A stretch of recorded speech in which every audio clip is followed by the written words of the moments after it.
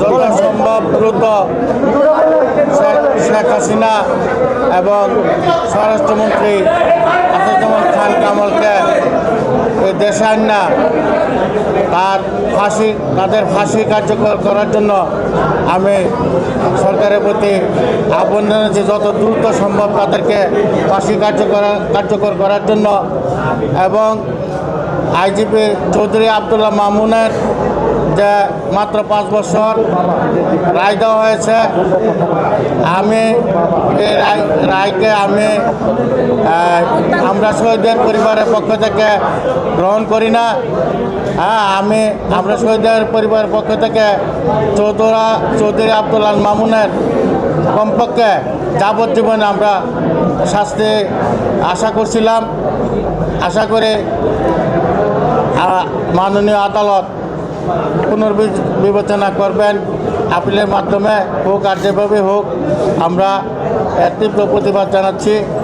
এবং বিশেষ করে শেখ হাসিনাকে বা শেখ হাসিনার দল, এই দলকে আমরা শেখ হাসিনাকে আমি শুধু ফ্যাসিস্ট বলবো না, শুধু স্বৈরাচারী বললে ঘৃণা করা ন্যূনতম হবে। আমি মনে করি এই শেখ হাসিনা শুধু ফ্যাসিস্ট নয়, ফ্যাসিস্ট বললে কম হবে। শেখ হাসিনা একজন দানব কন্যা, সে মানব কন্যা নয়। দানবে যেমন কোনো কিছুর পরোয়া করে না, এই বিশেষ করে জুলাই আগস্ট আন্দোলনে যে দানবতা দেখাইছে শেখ হাসিনা এবং শেখ হাসিনার সরকার, শুধু তাদেরকে ফাঁসি দিলে হবে না।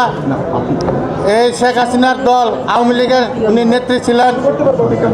আমি আশাবাদ ব্যক্ত করি যে এই আওয়ামী লীগকেও একটা নিষিদ্ধ এবং ফ্যাসিস্ট ঘোষণা করে এবং আওয়ামী লীগের বিরুদ্ধে বর্তমান সরকার এবং আগামী সরকার আগামী দিনে আওয়ামী লীগ এবং আওয়ামী লীগের যে দূষর আছে, বিশেষ করে জাতীয় পার্টি 14 দলীয় জোট, সবাইকে দলীয়ভাবে তাদের বিরুদ্ধে আমাদের জনগণকে এবং যারা শহীদ হয়েছে, শহীদের সাথে যারা সম্পৃক্ত ছিল, আহত হয়েছে, তাদের পক্ষ থেকে আমি আশাবাদ ব্যক্ত করব আওয়ামী